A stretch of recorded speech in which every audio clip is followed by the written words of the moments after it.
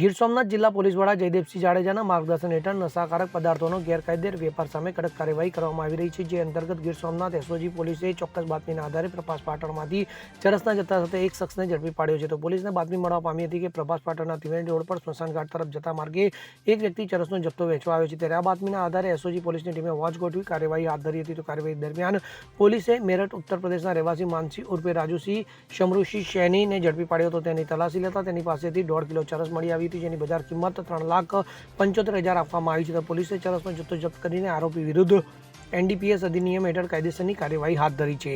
તો આરોપી આ નશાકારક પદાર્થ ક્યાંથી લાવ્યો હતો અને કોને વેચવાનો હતો અને આ રેકેટમાં અન્ય કોણ કોણ સામેલ છે તે અંગે વધુ તપાસ ચાલી રહી છે. તો જિલ્લા પોલીસ તંત્ર નશામુક્ત સમાજના નિર્માણ માટે કટિબદ્ધ છે. તો નશાકારક પદાર્થોના વેપારમાં સંડોવાયેલા તત્વો સામે કડક કાર્યવાહી ચાલુ રહેશે તેવો આ સંદેશ કાર્યવાહી દ્વારા આપવામાં આવ્યો છે.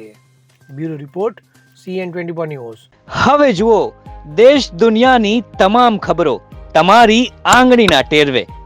ઉઠાવો મોબાઈલ અને ગૂગલ પ્લે સ્ટોર પરથી ડાઉનલોડ કરો અમારી CN24 ન્યૂઝ મોબાઈલ એપ.